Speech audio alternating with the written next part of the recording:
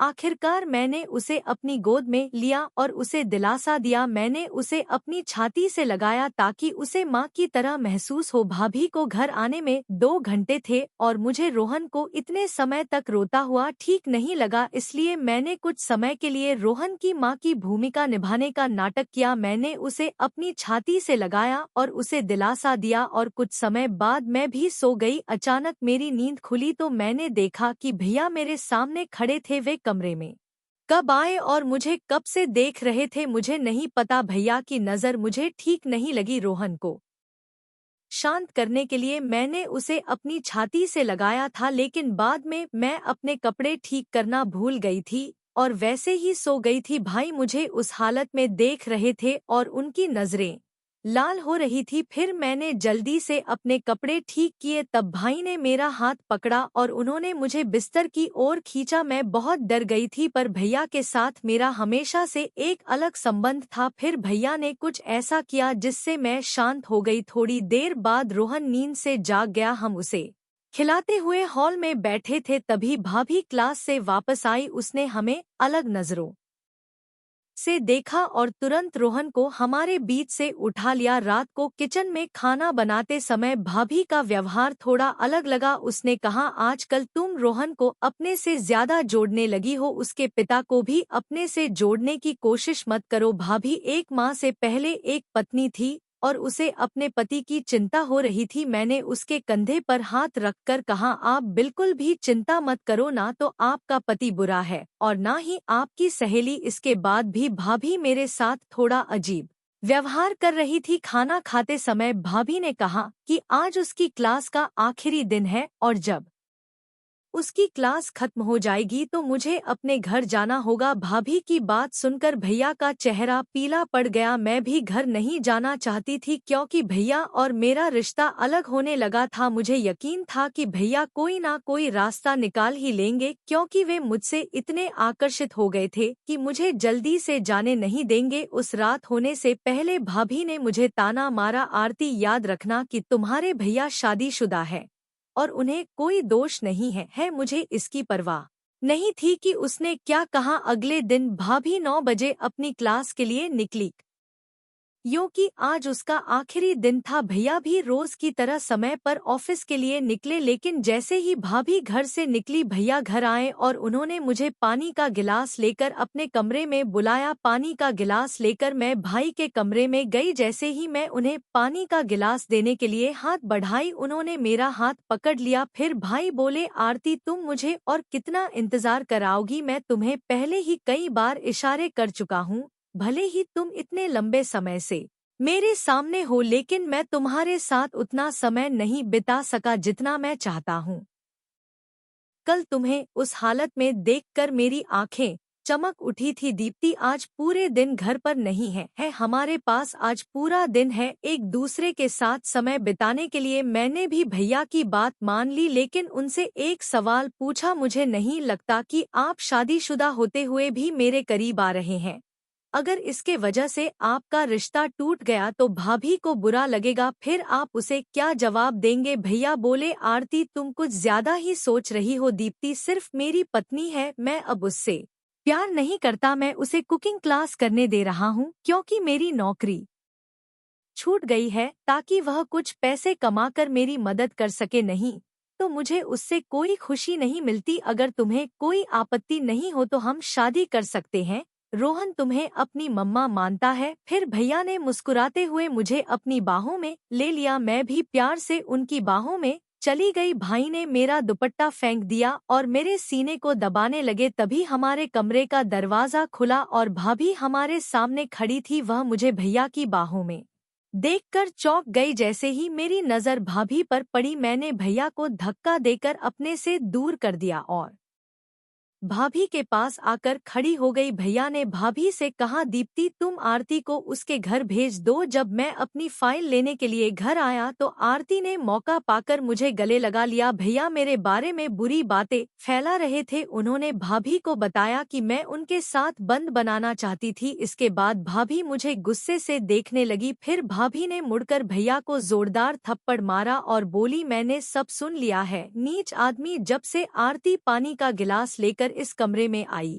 थी तब से मैं फोन पर सब सुन रही हूँ। कल रात आरती ने मुझे तुम्हारी सच्चाई बता दी थी। मैंने अनजाने में आरती पर आरोप लगाए, लेकिन अब सब जान चुकी हूँ कि तुम आरती को यहाँ रुकने के लिए क्यों जोर दे रहे थे। कल रात उसने तुम्हारे असली रूप को सामने ला के लिए तुम्हारे साथ नाटक किया था। तुमने उसके साथ जबरदस्ती करने की कोशिश की। मैं समझ गई हूँ कि तुमने ऑफिस में भी किसी महिला कर्मचारी के साथ छेड़छाड़ की होगी, इसलिए तुम्हारी नौकरी चली गई। अब समझ में आया कि तुम हर महीनों में नौकरी क्यों बदलते रहते हो। पिछले 5 सालों से तुम मुझे बेवकूफ बना रहे हो। मैं घर का सारा सामान संभाल कर रखती थी और तुम बाहर लड़कियों पर पैसे उड़ाते रहे। आरती ने मुझे वह अतरंग संदेश भी दिखाए जो तुमने उसे भेजे थे। मैं भाभी के सामने भैया का असली रूप लाना चाहती थी और अब वह सामने आ चुका था। भैया ने मुझसे गलत संबंध बनाने के लिए बार बार मनाने की कोशिश की, लेकिन मैं भाभी को जोखिम में नहीं डाल सकती थी। पिछले कुछ दिनों से भाभी को मुझ पर और भैया पर शक हो गया था, इसलिए वह मुझे चिढ़ा रही थी। आखिरकार कल रात मैंने उसे सच बता दिया कि कैसे उसका पति मेरा पीछा कर रहा है। इसके बाद भाभी ने अपने पति से अलग होने का फैसला कर लिया। मुझे लगा कि मेरी वजह से उसकी जिंदगी टूट गई और यही मैंने उसे कहा था। तब भाभी ने मुझसे कहा कि आरती, तुमने मेरी जिंदगी नहीं तोड़ी है, बल्कि तुमने मुझे बहुत हिम्मत दी है। आज तुम्हारी वजह से मेरे पति का सच मेरे सामने आ गया, वरना मैं तो उसके लिए सब कुछ कर रही थी, लेकिन वह तो बाहर लड़कियों के पीछे भागने में लगा हुआ था। उसने ने कभी अपनी पत्नी को ठीक से देखा ही नहीं और ना ही मेरी मेहनत की कद्र की। आरती, तुमने समय पर मेरी आंखें खोल दी। तुम्हारी वजह से मैं अपने कुकिंग के सपने को पूरा कर सकी। अब मैं जल्द ही अपना छोटा सा बिजनेस शुरू करने वाली हूँ।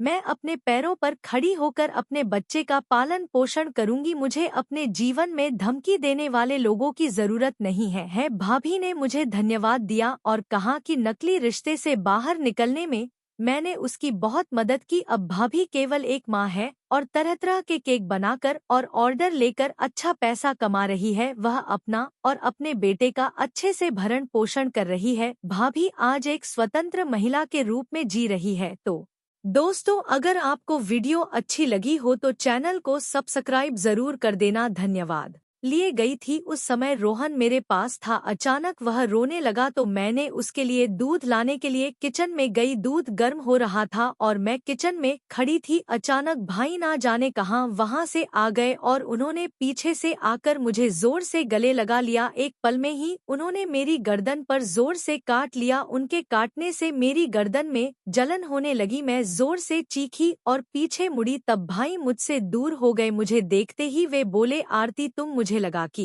दीप्ति हो। तुमने दीप्ति के कपड़े पहने थे, इसलिए मुझे गलतफहमी हो गई। मैंने कहा ठीक है और रोहन की दूध की बोतल लेकर कमरे में चली गई। कुछ देर बाद भैया अपने कमरे में आए और मेरी गर्दन पर लगाने के लिए बर्फ लेकर आए। उन्होंने कहा, आरती, मेरी वजह से तुम्हें चोट लगी, मुझे अच्छा नहीं लग रहा। मेरी गलती की सजा मुझे मिलनी चाहिए। ऐसा कहते हुए वे अपने हाथ से मेरी गर्दन पर बर्फ मलने लगे। उनकी नजरें कुछ ठीक नहीं लग रही थी। तब मैंने कहा, भाई, आपकी मदद के लिए धन्यवाद, अब मुझे अच्छा लग रहा है। फिर मैं बोली, भाई, कुछ घंटे पहले तो आप ऑफिस गए थे, आज इतनी जल्दी घर कैसे आ गए? इस पर उन्होंने कहा, आज ऑफिस में ज्यादा काम नहीं था, इसलिए जल्दी घर आ गया। उनकी बातों पर सहमति जताकर मैं उनके कमरे से बाहर निकल आई और रोहन को दूध पिलाकर सुला दिया। कुछ देर बाद भाभी घर आई। शाम को चाय पीते समय हम सब साथ में बैठे थे। तब भैया ने कहा, रात को हम डिनर के लिए बाहर चलते हैं।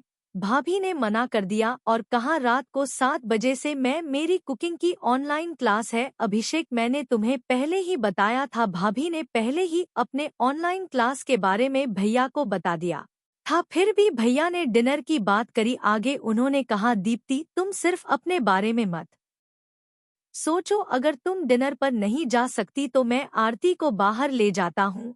वह पिछले कुछ दिनों से हमारे लिए कितना कुछ कर रही है। उसके आने के बाद से वह घर में ही है, उसे भी कभी बाहर जाना चाहिए। भैया ने अपनी मीठी बातों में भाभी को इस कदर फंसा लिया कि उसे उनकी बात सही लगी। फिर भाभी ने कहा, आरती, तुम्हारे भैया सही कह रहे हैं, तुम सच में हमारी बहुत मदद कर रही हो। तुम घर में बोर हो गई होगी, शाम को तुम अपने भाई के साथ डिनर पर जरूर जाओ। शाम को भैया मेरे कमरे में एक वन पीस ड्रेस लेकर आए। फिर उन्होंने कहा डिनर पर जाते समय यह ड्रेस पहन लेना। यह ड्रेस दीप्ति ने तुम्हारे लिए भेजी है। भैया की बातों में मुझे दम लगा महसूस हुआ। ऐसा लगा कि भाभी के नाम पर उन्होंने ही अपनी पसंद का ड्रेस लाकर दिया है। खैर डिनर का समय हो गया था, इसलिए मैंने वह ड्रेस लिया और तैयार हो गई। जब मैं तैयार होकर बाहर आई तो भाभी ने कहा, अरे वाह, तुम तो अपने भाई के साथ डिनर पर जाने के लिए बहुत उत्सुक लग रही हो। भाभी की बातों से लगा कि शायद वह ड्रेस उसने नहीं भेजा था। मैं उससे कुछ पूछने ही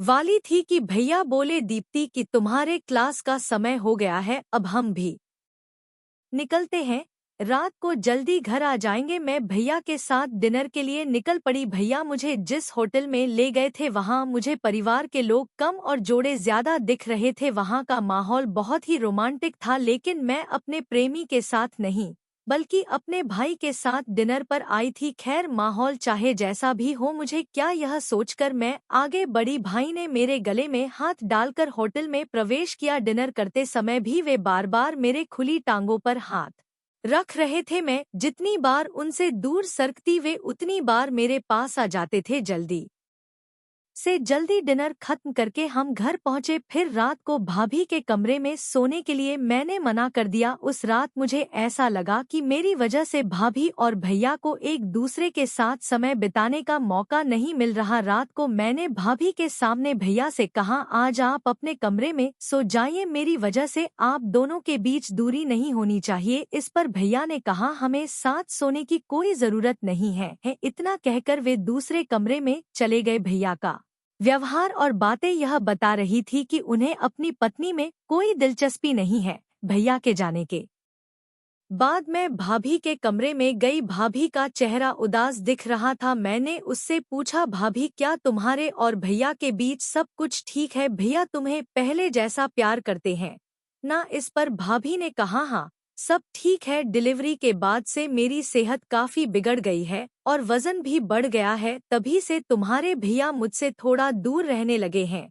लेकिन मैं जल्दी ही अपने लिए और उनके लिए भी दुबली हो जाऊंगी। फिर उसने मुझसे पूछा, तुम अब तक शादी क्यों नहीं की? तुम्हारी उम्र अब 25 साल हो गई है, अब तुम्हें शादी कर लेनी चाहिए। इस पर मैंने कहा, मुझे मंगल दोष है। माता पिता कहते हैं कि मंगल दोष वाली लड़की की शादी मंगल दोष वाले लड़के से ही होनी चाहिए। मैं 25 साल की हो गई हूँ, लेकिन अभी तक मुझे मेरा परफेक्ट जीवन साथी नहीं मिला है, इसीलिए मैं अभी तक सिंगल हूँ। फिर भाभी ने कहा, तुम्हारी तरह खूबसूरत और सुडौल शरीर वाली लड़की पर किसी भी आदमी की बुरी नजर पड़ सकती है। तुम पुरुषों से थोड़ा संभल कर रहना। बातों बातों में हम सो गए। अगले दिन भाभी अपने क्लास के लिए गई। उस समय रोहन मेरे साथ खेल रहा था। खेलते खेलते वह सो गया और मैं भी उसके पास सो गई। कुछ समय बाद रोहन नींद में रोने लगा और मुझे अपनी माँ समझने लगा। रोहन रो रहा था, तभी मैंने भाभी को कॉल लगाई, लेकिन वह कुकिंग क्लास में थी इसलिए फोन नहीं उठा सकी। आज रोहन मुझे अपनी माँ समझ रहा था। उसे चुप कराने के लिए मैंने उसे दूध की बोतल दी, लेकिन वह दूध पीने को तैयार नहीं था। काफी समय गुजर गया लेकिन उसका रोना बंद नहीं हुआ। भाभी घर पर नहीं थी और उनके 2 साल के बेटे ने जिद की कि वह दूध पिएगा। वह किसी भी हालत में चुप नहीं हो रहा था, इसलिए मैंने उसे अपने सीने से लगाकर दूध पिलाने का फैसला किया। तभी भाई कमरे में आ गए। मैंने कोई चादर नहीं ओढ़ी थी। जब भाई ने मुझे उस हालत में देखा, उनकी नजरें बदल गई। वे मुझे अपने बिस्तर पर लेटा दिया और जोश में मुझे लगातार 2 घंटे तक मेरी चीखें निकली। हेलो दोस्तों, आज की इस कहानी में आप सभी का स्वागत है। मेरा नाम आरती है और दीप्ति मेरी भाभी का नाम है। भाभी मेरी सहेली की तरह थी, मुझे बहन जैसी मानती थी।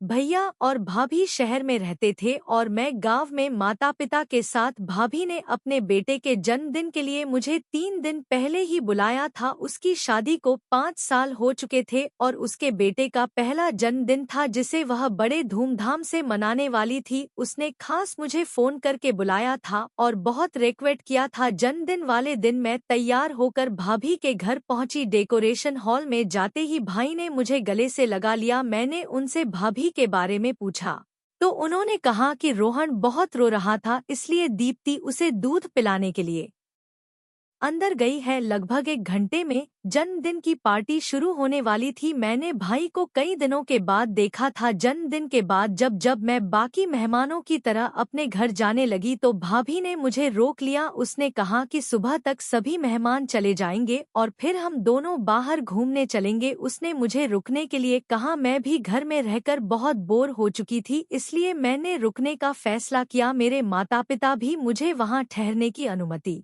दे दी। अगले दिन सभी मेहमान चले गए और फिर भाभी और मैंने समय साथ बिताने का मजा लिया। मुझे घर में एक अलग कमरा दिया गया था और वहां आए हुए 3 दिन हो चुके थे। आने के बाद से ही मैं देख रही थी कि रोहन ने भाभी को बहुत परेशान कर रखा था। भैया और भाभी को एक दूसरे के साथ समय बिताने का मौका भी नहीं मिल रहा था। इसीलिए एक दिन मैंने भाभी से कहा कि अब रोहन 2 साल का हो गया है और उसे माँ की इतनी जरूरत नहीं होगी। आप उसे एक दिन मेरे पास छोड़ दो और आप दोनों बाहर घूमने चले जाओ। भाभी ने कहा कि रोहन मेरे पास नहीं रहेगा। मैंने उसे वादा किया कि मैं रोहन की अच्छी तरह से देखभाल करूंगी। फिर मुझ पर भरोसा करके भाभी अगले दिन भैया के साथ बाहर चली गई। उस दिन रोहन पूरे दिन मेरे पास था। मैंने उसे बहुत अच्छे से खिलाया और खाना बना दिया। वह मेरे पास बहुत खुश होकर रहा। शाम को 9 बजे भाभी घर लौटी और रोहन को मेरे पास खेलते हैरान रह गई। फिर भाभी ने कहा कि वह अपने अपने माता पिता के पास भी इतने शांति से नहीं रहता। रोहन वास्तव में मेरे साथ बहुत खुश था। रात को सोते समय वह जिद करने लगा कि मैं उसके पास ही सोऊं। उसकी जिद के कारण मैं भाभी के कमरे में सो गई और भाभी मेरे कमरे में सो गए। आधी रात को अचानक मुझे अपने शरीर पर किसी का हाथ महसूस हुआ। पहले तो मुझे लगा कि वह रोहन होगा, लेकिन धीरे धीरे मुझे समझ में आया कि यह किसी बड़े आदमी का हाथ है। जब मैंने उठकर देखा तो सामने भाई खड़े थे। आधी रात को वे मेरे शरीर पर हाथ क्यों फेर रहे थे, यह मुझे समझ में नहीं आ रहा था। मैंने उनसे पूछा कि क्या हुआ, तब उन्होंने मुझसे माफी मांगी और अपने कमरे में चले गए। अगले दिन भी ऐसा ही कुछ हुआ। भाई मेरे शरीर पर हाथ फेरने लगे। आज तो उनका स्पर्श ऐसी जगह पर हुआ जिससे मैं सहम सी गई थी और उनके कमरे से बाहर चली गई। भाभी गहरी नींद में थी, इसलिए उसे भैया की हरकतें समझ में नहीं आ रही थी। जैसे ही मैं उनके कमरे से बाहर आई, भाई भी मेरे पीछे आ गए। मैंने उनसे कुछ कहने की कोशिश की, तभी उन्होंने कहा कि सॉरी आरती, मैंने तुम्हें दीप्ति समझ लिया। रात के अंधेरे में उनसे गलती हो गई होगी, इसलिए मैंने उन्हें माफ कर दिया और फिर से अपने कमरे में सोने चली गई। कुछ दिन बीत गए और रोहन मेरे साथ बहुत घुल मिल गया। एक दिन सुबह नाश्ते के समय मैंने भाभी से कहा कि अब मुझे घर जाना चाहिए। भाभी ने कहा आरती प्लीज मेरे लिए कुछ दिन और रुक जाओ, मुझे 1 महीने का एक कुकिंग कोर्स ज्वाइन करना है। अब रोहन तुम्हारे साथ अच्छा घुल मिल गया है, इसलिए मैं तुम्हें बता रही हूँ। तुम उसकी देखभाल करोगी तो मैं निश्चिंत होकर अपना कोर्स पूरा कर सकूंगी। पिछले 3-4 महीनों से मैं यह कोर्स करना चाहती थी, लेकिन रोहन किसी के पास भी नहीं रहना चाहता था। अब जब तुम यहाँ हो तो मैं अपना कोर्स आराम से कर सकती हूँ। कुछ ही दिनों की बात है, दोपहर में 2 घंटे का मेरा क्लास होगा। भाभी मुझसे विनती करने लगी, तभी भैया बोले आरती, तुम दीप्ति को अपनी दोस्त कहती हो तो अपनी भाभी के लिए कुछ दिन और रुक नहीं सकती। उनका आग्रह बढ़ता जा रहा था, इसलिए मैंने वहां रुकने का फैसला किया। मैंने उन दोनों को हाँ कहा। फिर भाई ऑफिस के लिए निकल गए। उनके जाते ही भाभी ने मुझे गले लगा लिया और धन्यवाद किया। उसने ने कहा तुम्हारे सहयोग से मैं अपना कोर्स पूरा कर सकूंगी। यह कोर्स कुछ ही दिनों का है। एक बार जब मैं कुकिंग सीख गई तो धीरे धीरे अपना खुद का बिजनेस खड़ा करूंगी। भाभी का आनंद देखकर मैं भी खुश थी। एक दिन दोपहर को भाभी अपने क्लास के